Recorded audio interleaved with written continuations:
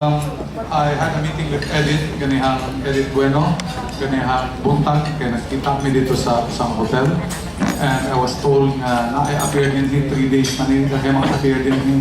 Nagtunga-tunga na kami lakaw din because even in Manila, there are affairs regarding energy. Nagtunga-tunga na lang here. Congressman Ray Umali is also here. Daghan ni si Kong Celso, din pa lang si Ed Murag. Mga tanan nagtuyok-tuyok kay pag-abot sa energy, daghang kay mga affairs. But anyway, I'll make this quick because I know some of you have not had your lunch or some of you have not had your dessert. So I'll make this very quick. I'd like to first greet Mr. Edicio Del Torre, si Jerry Arances, si Engineer David Tauli, si Mr. Winifredo Malabanan, sa DoE, nag-explain din na siguro sa kuan. Awa pa. Okay, kunya pa rin. Okay, of course, si Dagi, pero may mag-istorya ini, dili lang tungod sa energy, tungod gihapon sa mga chismis sa showbiz. Dr. Ambrosio Cultura, tanan ng mga membro sa mga kooperatiba, mga board of directors, presidents, tanan ng mga stakeholders gihapon. Maayong hapon ka na itong tanong. Ay, hapon. Bisaya ba tayo yung tanan? O Bisaya tanan? Ay, salamat. Kaya nagkapuligin akong Tagalog ganihan dito sa San Aber. May rin kay dire-diretso ng Bisaya. Okay, first of all, I really have no specific item that I want to discuss with you because at some point, ningyaon ko kan edit, ningyaon gahapon ko kan Meron Campo that at one point, after next week, I'll be calling a meeting search regarding many things on the co-op also with this group, with the same group. And I'd like to reserve kung sa ako yung ignon pag-meeting na to. Buwan mo nga, niya naman takaroon. Ano dili naman lang idayon. Mayon nang ibagihapon na adlaw kay akong kasabdan ng mga board of directors ganahan kayo mulaag. So mangita tag usa pang posisyon na laban kang tanan. Okay. But just the same, you're going to be talking actually about RE. Ang ako lang gusto i-pau sa inyo pagkabot sa RE. Before I came in, kaning RE, if you wanted to get a service contract, it will take you 2 years. Why 2 years? Because daghay agreglahoron kuno kay daghay estudyohan human daghay nag-apply ang rason nila sa review sa una kuwang og tao nagpapuno og tao. And later on I saw the reason why when I asked them. Ang unang rason nila ngayon sila because there are 3 parts in getting a service contract for RE. Number 1 is the financial. Ngayon sila ang financial kung kinahanglan estudyohan ng maayo. Ang akong tubag sa financial, nga naman di ay kung dili eksakto ang financial. Dili ninyo aprobahan, dili sekretary. Kailisod mag-aprobahan kung tagilid ang ilang mga financial presentation. Kung tagilid ang financial presentation, ang akong pangutana, pina may maalkansi sa inyo Mario Marasigan. Ngayon siya, wala. Pila may maalkansi sa sekretary, wa gihapon. Sa Republic of the Philippines, wa gihapon. Kung wa may maalkansi sa ato, ano man distrikto man ta? Aprobahin na lang na. Sunod nga pangutana nila, sekretary, bisag na ay moniin na financials, gipakitaan ko nila. Usang hydro project, ang O&M, okay, sa usa ka tuig is 40,000. Yung kung sa mga dollars, pesos. Yung sila, pesos. Kung man ang natawa. Ang natawa sila, kung saan kabuhig hydro sa maintenance sila, 40 mil pesos lang. Ngayon po, nakita ko, rason, ngayon po, di ta kahibaw. Basic kani, na hydro, ang tagiya, religious cult. Na kung diin, mag-amutay sila para i-maintinar ni. O kung buwang pa, kada first Sunday of the month, mag-ampok sila sa Ginoo o buwan o kwarta. Ngayon sila, miraculo daw na, exactly my point. If they can perform a miracle, let us not punish them. Let us approve them. So, karon di-relax na to ang financials. Okay? Next, yun sila, technical. Mas may problema sa technical.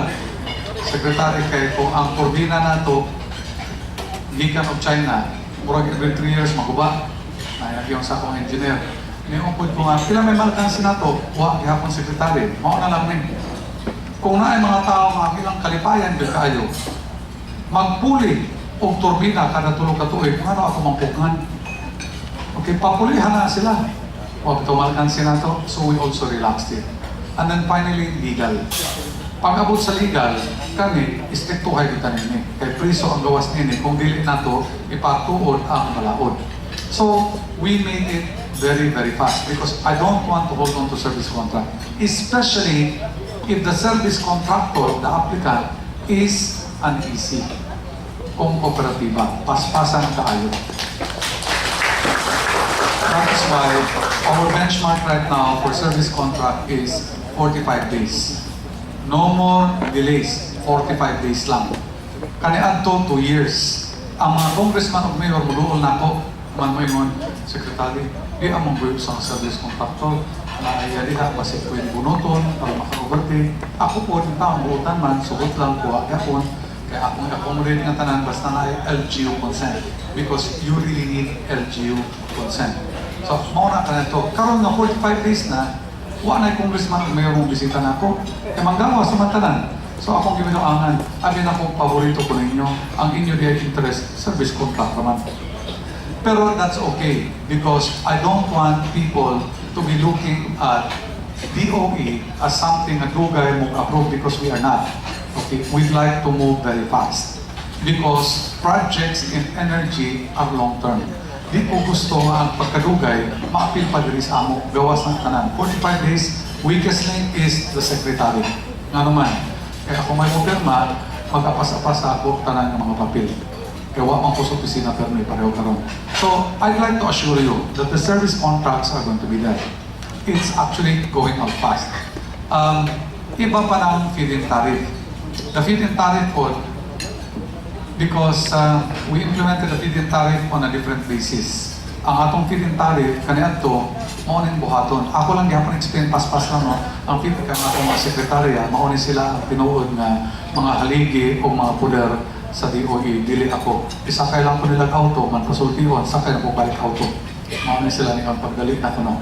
So, ang ako lang maingon ini sa feed-in tariff kaniyan to, ang feed-in tariff na to, kung na kay quota, tagaan ta ka, kung man magtukod na ka. Wind, solar, or bisag kung sa diha na renewable. Now, this is my problem. Kung ako ang magbuot kung kinsay tagaan, basig tanan na po mga amigo, muduol na ako mangayo. Labi na po na ay mangayo sa ako, kuman, ibalik ka sa ruglain. Maulang itawag ng mga flipper. Kaysa iba ang nasod, mukuha o feed-in tariff quota. Mukuha quota, kuman, ibalik ka po nila. Usahay, kaduha ibaligya. Pero di gihapon matukod. Ngayon sila, atong ipabid out. Sa Thailand, nagpabid out sila. Kung kinsay pinakamubo nga makahatag og kuryente, mo ilang tagaan o guaranteed payment for the next 20 years. Ang problema, pamubo ay silang presyo. Sa sobra kamubo, ang naawardan, wala na magtukod. In other words, there are pitfalls in our feed-in tariff all over the world. So for the first time in the history of the world, we came up with a feed-in tariff scheme which everybody hated me at first. Mauling itawag na ito nga, feed-in tariff na may mga feed-in tariff. Parang di mabaligya. Ang di ba po, mag-bidding, di madayon. Sa akong gibuhat, tagaan takag feed-in tariff, pero itukod sa matukod na nini mo, mamana, tagaan takag. Sila, naan pong daghan mi, papalumba mo. And it's a race. And that's what we did. And you know what happened with the race? Suko ang mga bangko. Nga naman, di man sila magpautang kung way off-take. Di sila magpautang kung wapay quota. Kaya di man ako ihatag ang quota kung dili pa kuman. So karon yun sila, ato na yung boycott. Di lang yung musod. Labi na ang mga wind farms. Yan sila nga, murag ibinuangan tanini. But in the end, you know what happened? Nagsabot-sabot siguro sila, hindi sila magtukod. Pero in the end, yan sila, huwag magpatukod ha. Kaya binuangat ng sekretary, sige, huwag magtukod. Pag-uli, tanan nagpukpok. Nag-construct na, nga naman. Kaya ilang pagkasabot, huwag man magtukod ng luyo. So ilang sukdan. So karon nagtukod tanan. Ang quota nato is 200 megawatts. Ikan pa lang kung Ilocos, Norte, and I look at them, and 250 megawatts will be completed. 200 megawatts ang quota ang nag-construct 400 megawatts. Mahuman yung 400, mahuman. Kung saan man sa 200, Wesen, labay sa Wesen. Ang 200, feed-in tariff. Pero karon, wa pa'y gitagaan. Sige pa silang palumba tanan karon. Mayon sila nga, kung saan mo test mo, secretary, i-test mo kung nakatukudan diluin. Mo ato sa national grid, akong tanaw ng metro, kung nag-under na ang imong wind farm. Di nga mo under, wa kay kota. Yun sila, kumanang NGCP, kay hinay man mag-construct ko transmission line ang di ko na ng problema. So, ilang ibuhat, sila nagpatukod sa transmission line hapon. In other words, we want a complete project and we only want the serious ones. Renewable energy is not cheap. There is a price to it. If we have to go into it, we might as well go into it whereby only the serious investors and people will go into it. The only problem is the banks. Akong ikaistorya ang mga bangko. Ang problema ninyo mga bangko, sobra mong ka-conservative din is Pilipinas. Pagbantay mo, because next year, we have ASEAN integration. All the banks, foreign banks will come in. Do you know that all the banks combined in the Philippines, usara na kabangko sa Malaysia? So if we're not aggressive enough, we might be overtaken. Maunang niyon ko, be open to real competition. Because our banks here are conservative. You go to the US, kung ang ekonomiya shaky, wala kalanganin, ang mga bangko magsara, mag-merge o magsara. Dinhi sa Pilipinas, kung ang atong ekonomiya tagilid, basig ang gobyerno magsara, pero ang bangko dito magsara. Okay, conservative kaayo. And I'm telling them to be more open to this kind of things because the feed-in tariff in the future will really be a race. Why? Because we want it built. If you don't build it, we will not guarantee you anything. We also don't want flippers. You, thesis, have actually met the flippers before. Kanang maayong sulti, pero sa katapusan, iportahan na mo, o agad na hinabuo. We will not allow that here. We are only after serious ones. And I always have a bias towards thesis. Kung ang thesis kung ang mga thesis can partner with private sector, even better, on a 50-50 basis. Naman 50-50. Kung ang easy lang ang magtukod ng hydro, after a while, kung matukod na, basic mag-relax mo because you will not be board of directors and presidents forever. Basic later on, mag-relax ang uli ninyo, madili maniguro kolekta nga naman, bayaran nining hydro, nagkaganda na bitaw ni. Kung man later on, kung inyo ng ayuhon, wala may kwarta. Kung private sector po, basic mo datong private sector at your expense. So, the best combination is that kung naamong duha, mag-partner mo because payments and collections will be guaranteed, but at the same time, the rates will be controlled because you also own it. And that's what we want to actually flourish. Labi na din sa inyo sa Mindanao, kaya daghan may hydro din. Nga imbis maadto lang naglain, pwede ang co-op mismo ang maghimog mga embedded na mga hydro. So, I promised you that I will leave you to your dessert at this point. Okay? In another meeting that we will have in the future, I hope to discuss with you the operations of the various ECs, the power plants that are coming in. We'll be talking about, are you contracted enough? Are you over-contracted? Is your baseload contracted? Where are you getting your peaking? All those things, because next year, based on the projection, we will have enough supply. Ang questions tanan, na pa may brown out. Ang akong tubag, depende kung nakakontrata mo. That's why I'd like to see where your contracting is, because that spells a huge difference in saying I have a brownout or no brownout. So again, allow me to thank you on behalf of the Department of Energy. This is about to present. Okay, we'll present later on. And daghang salamat sa inyong cooperation all these years. Okay, sa atong mga problema din is kuryente.